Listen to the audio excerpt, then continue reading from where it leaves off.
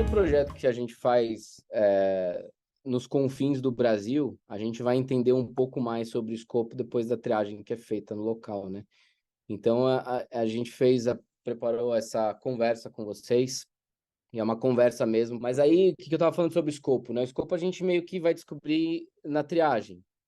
A gente sabe que nós, da cirurgia geral, vamos fazer hérnias, né? E aí foi até o que eu conversei com o pessoal da logística, que a gente tem hérnias inguinais, que são hérnias super tranquilas de serem conduzidas, mas tem hérnias incisionais gigantes, por exemplo, que com certeza a gente não tem como fazer, até porque a morbidade pós-operatória e o segmento pós-operatório seguem um racional completamente diferente. Então, o que eu vou falar sobre hoje, um pouco da parte cirúrgica mesmo, são das hérnias inguinocrurais, né? As femorais também vou comentar, e umbilicais epigástrica. Mas acho que o escopo da expedição, já retomando aquilo que eu falei no começo, e fiquem muito atentos a isso, é o que vai ficar, né? Então, acho que todos lembram dessa foto, que foi muito difícil de juntar toda essa galera lá no último dia da expedição, todo mundo com a camiseta do Cavaná.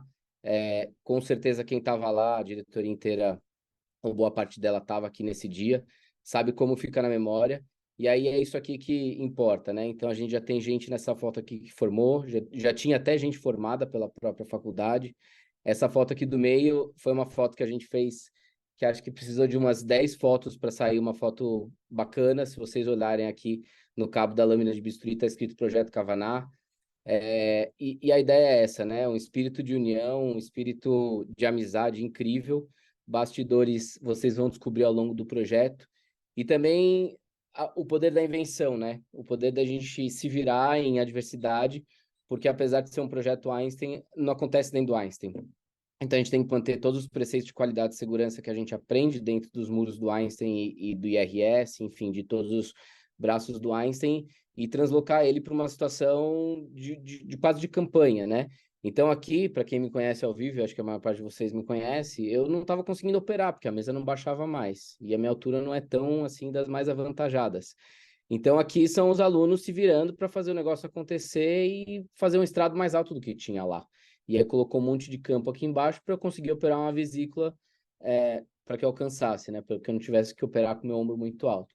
E aqui, só fazendo menção aos Minions, e aí ao longo do projeto vocês vão entender quem são os Minions. Fazer um Minion operar não é tão simples assim.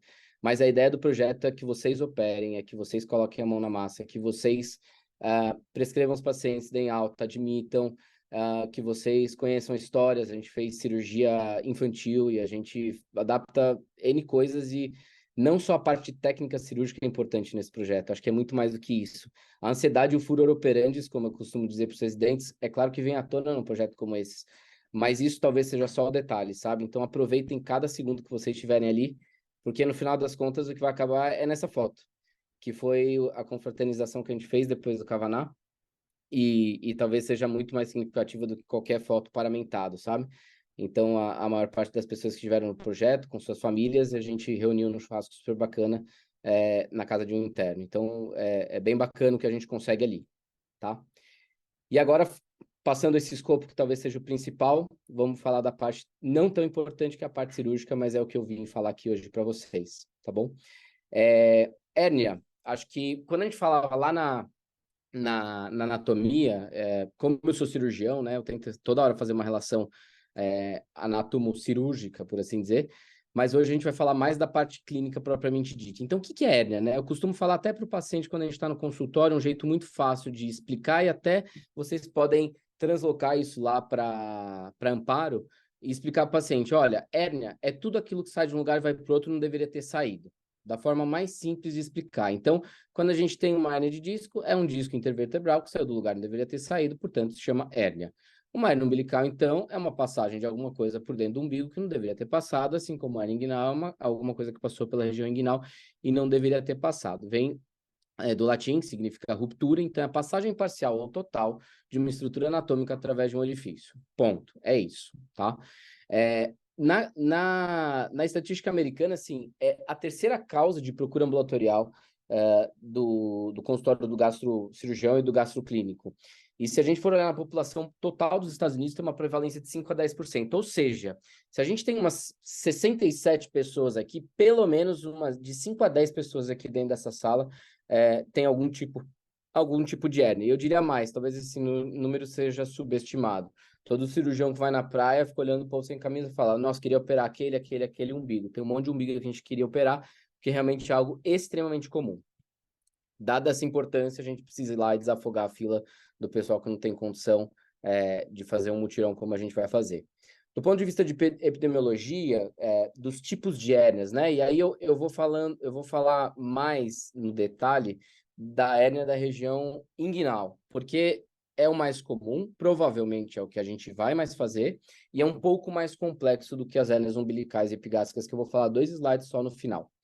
Então, se a gente for pegar todas as hérnias da região inguino-crural, 90 a 95% delas acometem a região inguinal propriamente dito, e apenas 5 a 10% acometem a região femoral. Daqui a pouco eu vou mostrar desenho de anatomia para vocês, mas é fácil de imaginar o motivo pelo qual isso acontece. A região inguinal, se a gente for lembrar lá da embriologia, é uma região que o canal inguinal é determinado na migração do testículo da cavidade abdominal para o escroto, fazendo com que a gente tenha o testículo ali dentro do escroto. Nessa passagem, esse túnel é criado e aí determina, então, o canal inguinal. E depois do bebê nascer, esse canal inguinal tem que ser obliterado. Mas é claro que é uma zona de fragilidade que ao longo da vida pode voltar a se abrir e, portanto, determinaria, então, as hérnias inguinais. Já as hérnias femorais, elas acontecem distalmente ao ligamento inguinal e elas são menos comuns. Elas passam pelo canal femoral e por ali passam os vasos femorais. Então, não é que do ponto de vista embriológico ali havia um túnel aberto como a região inguinal, principalmente no homem. Por conta dessa questão embriológica, do desenvolvimento do bebê, quando ele ainda está dentro da barriga da mãe, durante a gestação, é muito mais incidente em homens, de 5 a 8 vezes mais do que em mulheres, porque na mulher você tem o ligamento redondo, que vai do lábio maior até o útero, e não tem nenhuma estrutura que passou por ali, fazendo com que aquilo fosse um túnel aberto em algum momento durante a embriologia. E por esse motivo acontece muito, muito, muito mais em homens do que em mulheres. Quando a gente pega uma hérnia da região inguinocrural em mulher, a gente tem que tomar muito cuidado de não passar de forma desapercebida uma hérnia femoral. A hérnia femoral, ela pode ser diagnosticada como inguinal, principalmente em mulheres, aí você vai lá, faz uma cirurgia de hérnia inguinal e quando você vai examinar esse paciente ou acompanhar esse paciente no pós-operatório, você vê que ele continua continua com a queixa e, na verdade, foi uma hérnia desapercebida. Esse é o nome técnico. Então, uma hérnia que poderia ter sido feito o diagnóstico se tivesse sido feito um exame físico ou até mesmo um exame de imagem de forma mais pormenorizada. Idade de apresentação, é claro que a gente tem um pico durante a infância, mas, para o nosso escopo, a gente tem um pico dos homens de 50 a 60 anos e mulheres um pouco mais adiante de 60 a 70 anos. E a femoral tem uma ocorrência mais tardia, pelo fato de não ser uma região de uma fragilidade tão grande quanto a região inguinal, e, portanto, a flacidez muscular que acontece ao longo da terceira idade, obviamente, se torna mais proeminente numa fase mais avançada, e, portanto, a femoral aparece mais nessa região. As hérnias acontecem um pouco mais, de forma mais habitual do lado direito do que do lado esquerdo, e nesse sentido é importante que todas as vezes que a gente tem uma hérnia inguinal diagnosticada do lado esquerdo, a gente tem que fazer uma busca ativa contralateral para também você não operar um lado só e deixar o outro lado esquecido. Com relação a fatores de risco, história prévia, então, obviamente, a gente tem que colher todos os dados de história, entender até se já teve alguma cirurgia anterior, então, não é incomum a gente pegar pacientes que já teve cirurgia da região inguinal durante a infância, e aí, quando vocês forem passar pela cirurgia infantil, vocês vão ver que a técnica cirúrgica para a região inguinal para bebês é bem diferente da fase adulta, até porque você não pode colocar uma tela, por exemplo, que essa pessoa vai crescer. Idade, óbvio. Homens têm um fator de risco, já falei para vocês pelo qual motivo acontece mais, mas também tem um outro ponto que eu gostaria de tocar nesse momento, que na fase mais avançada da idade do homem é muito comum a gente ter hiperplasia prostática benigna. Então, todas as vezes que a gente for tirar a história do paciente com hernia inguinal, é importante a gente entender o fluxo urinário desse paciente, porque pode ser um fator de risco. Então, todas as vezes que a gente tem uma suspeita de hiperplasia prostática benigna, a gente precisa investigar e atuar se for necessário, porque você pode ir lá operar a hernia inguinal, ele seguir com uma dificuldade de micção, continuar fazendo uma pressão intraabdominal muito elevada, isso pode impactar e aumentar a chance de a gente ter uma recidiva. Tosse crônica também é uma condição importante, então em pneumopatas, mas sabidamente o tabagismo, que está algumas linhas abaixo, pode causar essa tosse crônica, fazendo com que a gente tenha uma chance maior de incidência e prevalência de hernia na região inguinal. Constipação também, uma vez que a gente aumenta a pressão da região intraabdominal, lesão da parede abdominal, então é sempre importante entender se esse paciente já tem uma cirurgia prévia, se esse paciente teve algum acidente ao longo da vida, tabagismo, como eu já falei para vocês. História familiar é bem questionável, mas tem alguns trabalhos que mostram que pode ter algum tipo de relação. E acho que aqui nesse ponto, talvez para o Cavaná médio e longo prazo, não sei em Amparo se a gente vai pegar muitos pacientes assim, mas em Muzambinho a gente pegou demais residência em ambiente rural pelo perfil de trabalho do paciente, né? Trabalho braçal em Muzambinho, para quem esteve com a gente, era importante não só para entender como fator de risco, mas também para orientar muito bem o pós-operatório desse paciente e também não esquecer que a gente tem que inserir dentro da realidade desse paciente, da condição social, de como ele vai conseguir se afastar da rede de apoio, ele precisa ter total compreensão de que isso vai acontecer, tá? Lembrando um pouco da anatomia da região inguinal, que foi a aula que eu dei para vocês lá no começo da faculdade, eu não vou me ater a tantos detalhes, porque aqui a gente vai falar muito mais da parte cirúrgica propriamente dita, mas é importante a gente entender pelo menos algumas estruturas que são muito importantes para a gente ter como reparo anatômico, né? Então aqui, sempre que a gente olha uma representação anatômica, a gente sempre tem que pensar primeiro na lateralidade. Então aqui a gente está diante de uma representação, olhando pela região anteroposterior da direita. Tem aqui, por transparência, algumas estruturas que são muito importantes. Aqui, então, é a musculatura, o músculo reto abdominal com a sua borda lateral aqui.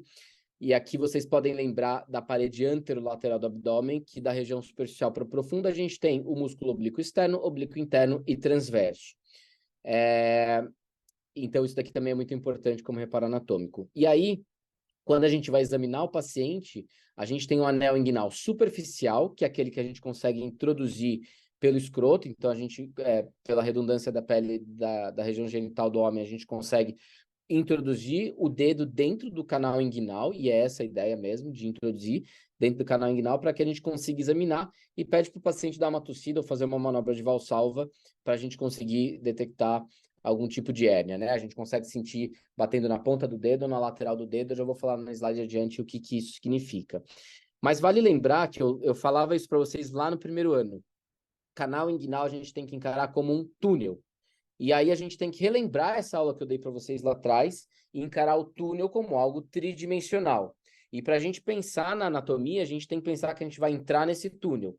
Então, é mais fácil a gente pensar nesse túnel da entrada para a saída dele, ou seja, do anel inguinal profundo para o superficial, entendendo que a gente vai entrar de dentro da barriga do anel inguinal profundo, caminhar pelo canal inguinal de lateral para medial, de cranial para distal e de profundo para superficial, de forma a gente atingir o anel inguinal superficial, para daí só então a gente cair no escroto, né?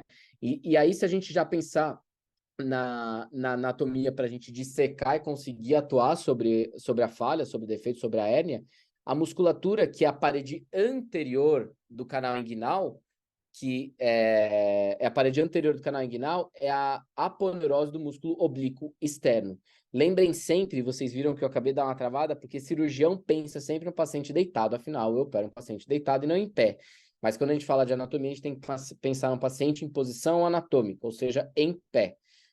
Portanto, a parede anterior do canal inguinal é a aponeurose do músculo oblíquo externo. E vocês vão ver, quando eu mostrar a figurinha da cirurgia, que a primeira parte da cirurgia de hernia inguinal convencional é a abertura da aponeurose do músculo oblíquo externo a partir do anel inguinal superficial. Tudo bem? Outro reparo anatômico importante dessa figura, que eu falava também para vocês lá na aula do primeiro ano, são as artérias, são os vasos epigástricos inferiores. que estão aqui representados, que é importante para a gente determinar se a gente está diante de uma hernia inguinal indireta ou uma hernia inguinal direta. A hernia inguinal indireta, lembrando que vocês também já viram isso lá na aula no primeiro ano, são aquelas que entram por dentro do canal inguinal e só depois caem ali no escroto. Essas são as chamadas indiretas. E elas são laterais aos vasos epigástricos inferiores, passando por dentro do canal inguinal, entrando pelo anel inguinal profundo e depois saindo pelo anel inguinal superficial. Já as hérnias inguinais diretas são aquelas que são mediais aos vasos epigástricos inferiores e, portanto, passam pelo triângulo de Hasselbalch, que aqui está representado, que vocês não precisam saber ser epônimo, a gente não cobra em prova e também, do ponto de vista prático, não tem grande importância, mas é importante sim vocês saberem que as hérnias que acometem a região medial aos vasos epigástricos inferiores são as hérnias inguinais diretas. E por quê? Porque elas saem diretamente dentro da barriga para fora, tá? E aí a gente consegue sentir elas diretamente no anel inguinal superficial. As hérnias que acontecem distalmente ao ligamento inguinal, ou seja, para baixo do ligamento inguinal, são as hérnias que a gente chama de crurais ou hérnias femorais. Então, se vocês olharem aqui, a gente consegue ver os vasos femorais que passam por um orifício para sair de dentro da barriga e irrigarem a musculatura e toda a perna. E se tiver algum conteúdo saindo em paralelo a esses vasos, a gente está diante de uma hérnia femoral. Quando a gente faz a cirurgia por via minimamente invasiva, ou seja, por via laparoscópica ou robótica, que eu vou também mostrar mais adiante para vocês, tanto faz se é hernia inguinal indireta, direta ou femoral. Porque, teoricamente, se a gente fizer uma dissecção correta e decente, a gente vai recobrir com a tela tudo. Já da forma que a gente vai fazer no Kavaná, a gente precisa saber se ela é inguinal ou se ela é femoral, porque muda a dissecção. Quando a gente vai dissecar até a região femoral, a gente precisa ir além do ligamento inguinal para que a gente coloque um plug aqui, para que a gente corrija a hérnia femoral. Por isso que pode haver hérnia desapercebida quando a gente opera por via convencional, uma hérnia inguinal, quando na verdade era uma hérnia femoral. Aqui uma outra figura representando a mesma região, mas com outro tipo de detalhamento, e aí aqui fala mais da musculatura. Aqui a gente primeiro, de novo, representação anatômica, precisamos olhar se é direita e esquerda, se é anteroposterior ou posterior-anterior. Aqui é anteroposterior a visão e uma visão do lado esquerdo do corpo, tá certo? E aí, mais uma vez, a gente consegue ver em uma perspectiva quase que tridimensional a musculatura da região anterolateral do abdômen. Então, aqui a gente tem o músculo reto abdominal e lateral a ele, de superficial para profundo, a gente tem o músculo oblíquo externo, oblíquo interno e transverso. O músculo oblíquo externo, se vocês observarem, ele termina um pouco mais lateral aos outros músculos, emitindo a fáscia aqui. Esse branquinho é a fáscia. E se vocês observarem também, ele está cobrindo na parede anterior todo o canal inguinal. Vejam que aqui, ó, eu estou de profundo para superficial, de lateral para medial, de cranial para distal, dentro do canal inguinal. O anel inguinal profundo está aqui representado, então vamos de novo viajar pelo túnel. Entrei no túnel, entrei no túnel lateral aos vasos epigástricos inferiores. Portanto, estou entrando dentro do canal inguinal. Se houver uma hérnia nessa região, eu estou diante de uma hérnia inguinal indireta. Se tivesse aqui, seria direta. Então, vamos viajar por dentro desse túnel, lateral aos vasos epigástricos inferiores. Entrando dentro do canal inguinal, eu vou cruzar com a musculatura do transverso, depois do oblíquo interno e depois a aponeurose do oblíquo externo, que vai cobrir todo o canal inguinal, até que a gente enxerga aqui a representação do anel inguinal superficial. Tudo bem? Bom, anatomia é isso, tá? Agora vamos um pouco mais para a parte clínica.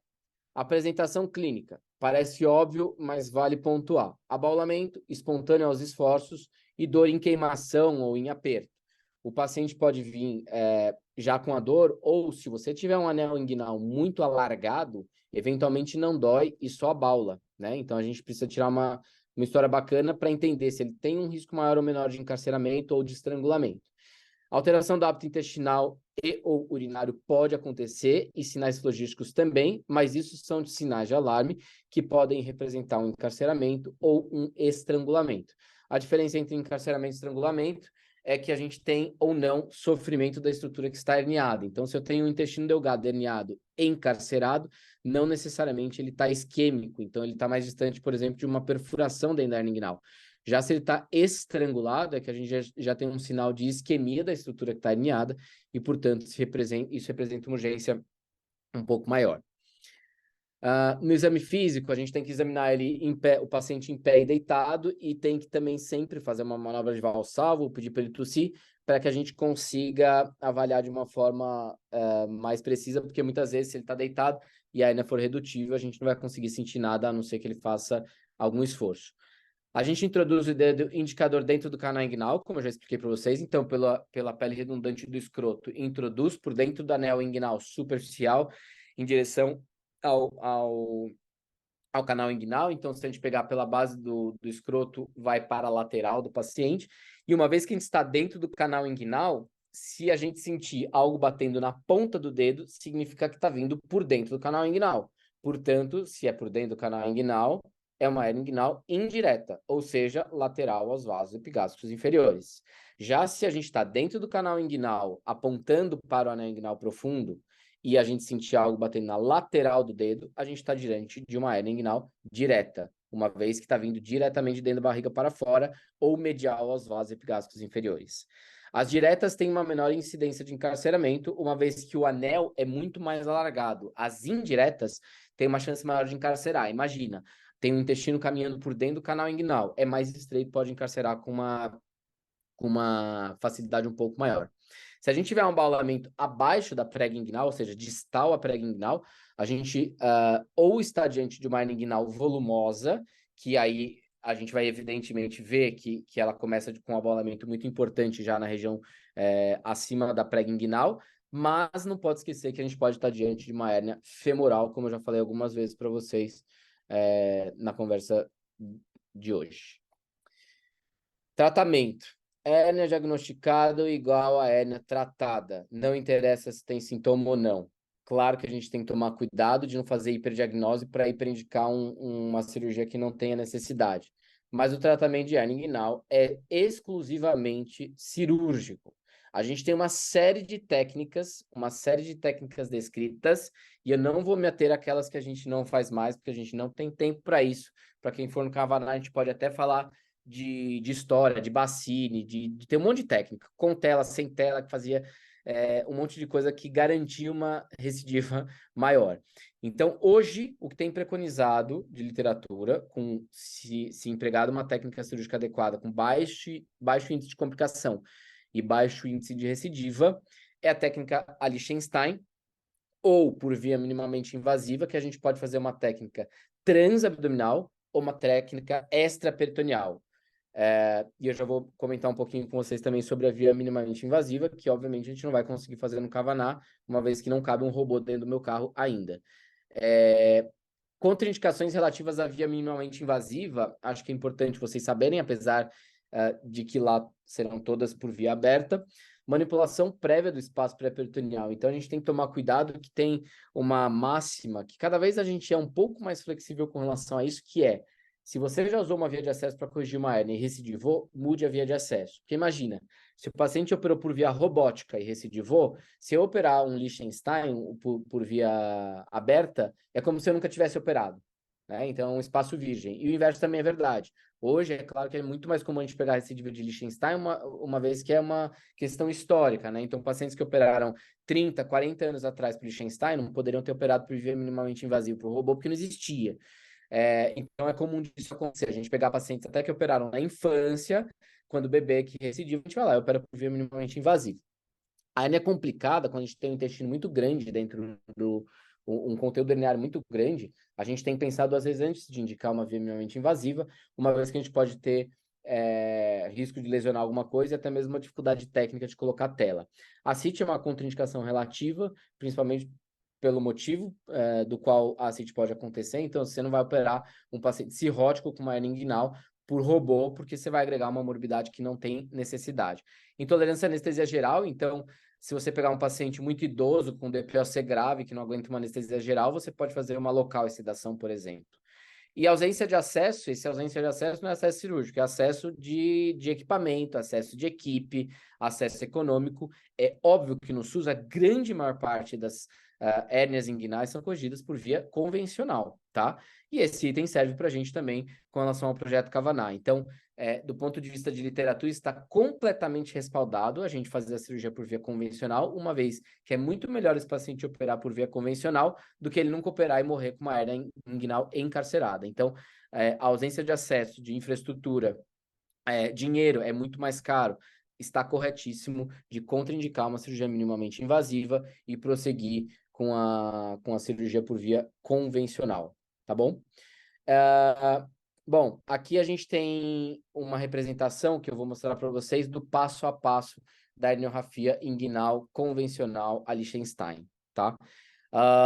Primeiro a gente tem que pensar que lado estamos, direito ou esquerdo. A gente está do lado direito do paciente. Então, aqui a gente tem, nessa região, a sínfise púbica, nessa região, a crista ilíaca anterosuperior, e aí a gente precisa enxergar alguns reparos anatômicos importantes. Aqui a gente tem o funículo espermático ou cordão espermático já reparado. Neste momento, vejam que aqui já está reparado com Kelly's a aponeurose do músculo oblíquo externo. Então, nesta região onde está o cursor, estava o anel inguinal superficial. Vocês vão ver que a primeira coisa que a gente faz, lógico, abre a pele, subcutâneo, até a gente conseguir identificar o anel inguinal superficial. Aí a gente abre o anel inguinal superficial em direção ao anel inguinal profundo, de forma a reparar o funículo espermático e encontrar a hérnia. Neste caso representado, a gente tem uma hérnia inguinal direta, ou seja, medial aos vasos epigástricos inferiores, que estão aqui representados. Tudo bem?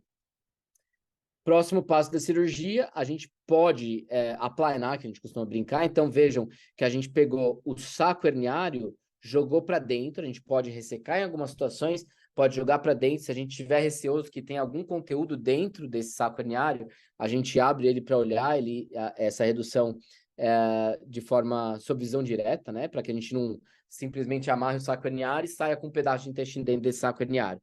Então, aqui a gente tem a fáscia transversalis, que vocês devem lembrar que é na região anterior do peritônio, a parede posterior do canal inguinal, né? Então, se a gente pensar aqui na parede anterior está reparada, que é o músculo, a aponeurose do músculo oblíquo externo, e a parede posterior é a fáscia transversalis. Aqui vocês podem ver representado um pontinho que a gente pode dar para ficar mais plano, ou seja, a hérnia está corrigida. Mas o principal fator de risco para recidiva é a gente não colocar a tela. Ao contrário do que muita gente pensa, a tela não é uma blindagem do canal inguinal. Não é a tela que vai segurar as coisas lá dentro e fazer com que a gente não tenha uma recidiva. Na verdade, a tela é uma matriz que provoca uma cicatrização exacerbada da região, fazendo com que a gente tenha uma fibrose e que essa própria fibrose causada pela tela na região inguinal faça com que a gente tenha uma menor chance de recidiva. Bom, então aqui a gente aplainou, eu voltei um slide, tá? Só para vocês não se confundirem. Aqui a gente aplainou e aí a gente vai cortar uma tela num formato de um babador, de forma que a gente fixe essa tela na região da sínfise púbica, cubra toda a região em que havia hérnia, faça um U, que é o babador, como se fosse um V assim para encaixar no funículo espermático e fixe essa tela. Então aqui já está representando para vocês essa tela sendo fixada. Quais são os reparos que a gente usa para fixar a tela? Primeiro, sínfise púbica. A gente pega um ponto, grosseiro a ponto de pegar o osso. A gente brinca que esse ponto a gente dá e a gente teria que ter a capacidade de levantar o paciente da maca, da mesa cirúrgica. Então, a gente passa esse ponto na região da sínfise púbica e traciona para ver se a gente consegue tracionar esse paciente da mesa. Óbvio que a gente não faz isso, porque se a gente fizer, o fio vai quebrar ou o osso vai romper, o periósteo ali vai romper e vai sangrar. Então, a gente dá uma tracionada para ver que ele está com uma pega boa. Depois desse ponto, a gente corre com uma sutura na região do ligamento inguinal, que vocês podem ver aqui representado. Então, na região distal, a tela é fixada no ligamento inguinal. Na região proximal, a gente fixa num lugar que a gente, no linguajar cirúrgico, a gente chama de tendão conjunto. O que é um tendão conjunto? É o espessamento do oblíquo interno e do transverso. Então, a tela, ela fica dentro do sanduíche. posterior à aponeurose do músculo oblíquo externo e anterior ao músculo oblíquo interno e transverso, sendo fixado na sínfise púbica, no ligamento inguinal e no tendão conjunto, que nada mais é do que o oblíquo interno e transverso. E aqui vejam a gravatinha que eu falei para vocês. A gente precisa fazer uma abertura para que na região do anel inguinal profundo a gente passe as estruturas do funículo espermático, englobando a tela, abraçando o funículo espermático com essa tela. Esse é o aspecto final.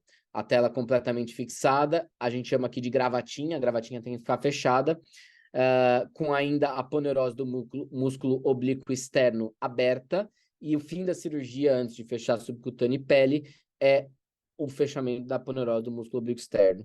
Aqui é uma visão sagital para vocês entenderem os planos e em qual altura essa tela vai ficar. Então, imagina que é um corte mais ou menos nessa altura. Aqui está a sínfise púbica, aqui está a hérnia com o seu saco herniário invaginado para dentro da cavidade peritoneal. Aqui está toda aquela musculatura que eu comentei com vocês, e a tela está sobre a face transversalis, mais superficial a face transversalis, passando funículo espermático em cima, sendo fixada na região do ligamento inguinal e do tendão conjunto, e depois disso tudo, a gente fecha a aponeurose do oblíquo externo, representada por esse ponto. É muita informação, tenho certeza que uma boa parte de vocês fala, meu Deus, ferrou, não estou entendendo nada. Respira e fica calmo. A gente vai ver isso 1 milhão de vezes ao longo da formação de vocês. No Kavaná, vocês vão ver 1 milhão de vezes. E em outros estágios que vocês passem, eu já tenho passado, vocês verão 1 milhão de vezes. Eu fui entender de forma categórica a anatomia da região inguinal lá pelo meu R2. Então, fiquem tranquilos que a gente vai pegar na mão de vocês para vocês entenderem. Mas tem alguns passos-chave que é importante vocês saberem, até porque vocês vão ter que saber algumas dessas coisas para ir bem na prova amanhã e ir para o Kavaná. Tipo isso. Aqui é o aspecto final, uma outra foto com a tela colocada. Vejam que pode ser uma tela maior, menor, mas o importante é que ela seja uma gravatinha fixada na sínfise púbica, ligamento inguinal e tendão conjunto. Respirem. Eu tive que trazer para vocês, porque assim, se eu não falar de cirurgia robótica, não sou eu, né? Mas só para vocês entenderem, primeiro, para ter um gostinho da robótica, não que tenha muito a ver com o projeto nesse momento, mas eu entendo que a visão laparoscópica ou robótica faz com que a gente tenha a mesma visão da hérnia, só que de dentro para fora. Então, dá para ter uma visão topográfica, anatômica bacana, tá? Aqui só a nível de curiosidade, umbigo, região da sínfise púbica, como eu desenhei aqui no campo, a região do ligamento inguinal direita e esquerda, a crista ilíaca anterior superior está aqui. Quando a gente faz por via robótica laparoscópica, a gente coloca os trocárteres desse jeito. Eu não vou detalhar para vocês, mas acho que muitos de vocês, inclusive, já acompanharam cirurgia robótica comigo. Aqui é o robô, quando a gente está acoplando ele no paciente. Depois a gente disponibiliza essa aula para vocês, se vocês quiserem, vocês olham. Mas era essa visão que eu queria que vocês tivessem. Então, eu estou dentro do paciente com uma câmera introduzida pela cicatriz umbilical, pelo umbigo, neste momento que eu pausei, olhando para a esquerda. Se vocês olharem nessa região, espero que a resolução esteja boa para vocês aí no Zoom. Se vocês olharem nessa região, tem uma região um pouquinho mais escura, que é a região dos vasos epigástricos inferiores. Lateralmente a ele, a gente tem um orifício, portanto, a gente tem uma hérnia inguinal indireta. Crista ilíaca anterior superior, sínfise púbica, bexiga, vasos epigástricos inferiores, anel inguinal profundo alargado, portanto, uma hérnia inguinal indireta. Do outro lado, a gente não vê uma hérnia importante. E olha que interessante, o anel inguinal está nessa região blindado, aqui a gente consegue até ver o ducto deferente de dentro para fora, região direita do corpo, crista ilíaca anterior superior, sínfise púbica, anel inguinal superficial. Talvez aqui, se a gente for olhar com bastante carinho, a gente tem um abaulamento para fora nessa região medial, os vasos epigástricos inferiores, e, portanto, a gente tem uma hernia inguinal direta. E aí, só para você, a título de curiosidade, eu não vou mostrar o vídeo inteiro porque vai ficar muita coisa, não faz sentido, mas a gente vai fazer exatamente a mesma cirurgia, só que de dentro para fora. Então, eu vou dissecar aqui toda a região inguinal de dentro para fora, ao invés de fora para dentro. Então, a primeira coisa que eu faço é abrir o peritônio para eu conseguir chegar na região do anel inguinal profundo. para a gente conseguir colocar a tela em outro plano. Então, vejam que eu vou conseguir enxergar, eu vou andar um pouco rápido aqui só para mostrar para vocês as estruturas. Olha que bacana. Aqui eu estou conseguindo, no branquinho, enxergar a pub por dentro, tá? Aqui a gente tem o anel inguinal superficial, ou profundo, desculpa. Ó, tá vendo? Tô bem lateral a ele. Deixa eu adiantar um pouco para vocês entenderem. Ó, anel inguinal profundo, vasos epigástricos inferiores. Aqui dá para ver direitinho, ó, um caninho, que é o vaso epigástrico inferior, artéria epigástrica inferior. Anel inguinal profundo com a hérnia sendo reduzida. E esse branquinho aqui é a sínfise púbica vista por dentro. Tá certo? E aí a gente vai fazer exatamente o que a gente faz de fora para dentro, só que agora de dentro para fora. A gente coloca uma tela e fixa a tela para recobrir tudo. E, por fim, depois de fixar a tela, a gente vai fechar o peritônio da mesma forma que a gente faria com a aponeurose do músculo umbilical externo. Passei bem rápido pela robótica, porque realmente não é escopo, era só para comentar com vocês um pouquinho da anatomia de dentro para fora, que é a anatomia que vocês também vão ver, tá?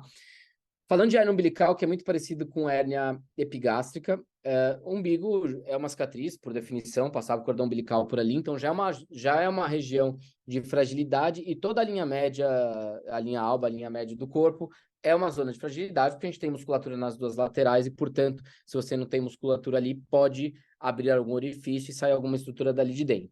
Aqui está representado a musculatura abdominal, e aí a gente tem aqui simulando, representando uma hérnia umbilical com conteúdo intestinal herniado.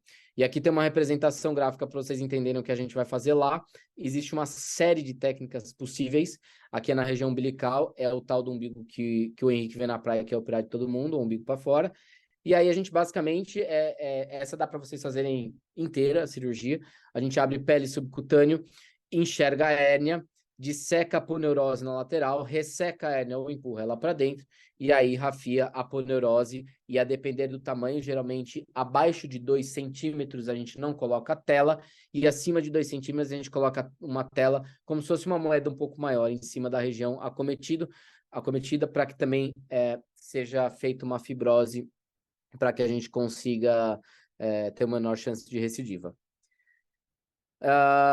Falando assim, né, vocês vão operar tudo mais, mas acho que é muito importante vocês entenderem também a evolução desse paciente, o momento da alta. Então, falando rapidamente sobre a prescrição de pós-operatório, esses são os itens que tem que constar na prescrição sempre. Dieta. De um modo geral, se não tiver tido nenhuma intercorrência, a gente vai deixar a dieta leve ou geral, a gente vai ter que entender lá no hospital qual é a nomenclatura da dieta, uma abaixo da geral, talvez.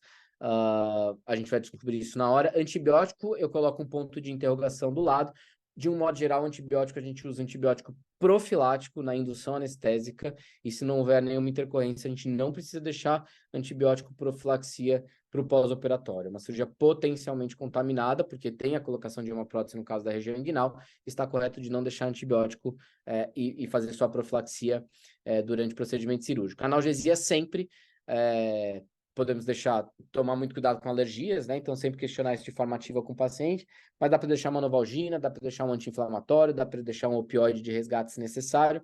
Antiemético, lembrar que esse paciente pode ter náusea pelo procedimento cirúrgico, pelas medicações anestésicas, pelo próprio ato cirúrgico, e aí a gente vai ter que entender se vai dar Plasil, Dramin, Zofran, tem que entender o que a gente vai ter lá também. Protetor gástrico, não necessariamente tem que deixar, porque muitos dos pacientes vão embora no dia da cirurgia, mas entender que dependendo da comorbidade do trauma cirúrgico vale a pena deixar. E alta, a gente vai avaliar com vocês o momento da alta, se a cirurgia transcorrer tranquilamente. Na maior parte das vezes os pacientes operados de manhã vão embora à tarde, os operados à tarde vão no dia seguinte pela manhã para casa. Sinais de alarme, que vocês também vão ter que ver na enfermaria quando vocês estiverem passando por ali. Dor desproporcional. É uma cirurgia que dói, claro, mexe em musculatura, dói. Mas uma dor desproporcional não é para acontecer, tá? Então, se vocês acharem, e dor é algo muito subjetivo, se tiver uma dor muito intensa, a gente tem que avaliar. Atenção para diurese, principalmente no caso das hérnias inguinais, porque na maior parte das vezes as hérnias inguinais vão ser feitas sob anestesia, raquianestesia mais sedação. E uma vez que a gente tem RAC, a gente pode ter uma retenção urinária aguda. Então, é critério de alto o paciente apresentar micção espontânea. E eu tenho certeza que vai acontecer de alguém fazer uma retenção urinária aguda por conta da RAC, vai passar uma sonda vesical de alívio e as coisas ficam bem depois. Lembrar também que os pacientes que têm hiperplasia prostática benigna têm uma chance maior de fazer uma retenção urinária aguda em decorrência da RAC. Hematoma, sempre tem que examinar antes da alta o paciente. Claro, se você tiver hematoma, a gente tem que ver se tem que fazer alguma coisa ou não. Já tivemos reabordagem por hematoma, obviamente, e aí a gente não pode retardar a reabordagem por conta disso. Infecção é uma complicação um pouco mais tardia, não é critério para a gente ver na alta, mas é algo que a gente tem que interagir com a equipe local, e aí cabe a nós usar todos os preceitos de asepsia e antisepsia no transoperatório para que não aconteça ou para que mitigue o risco de infecção no pós-operatório.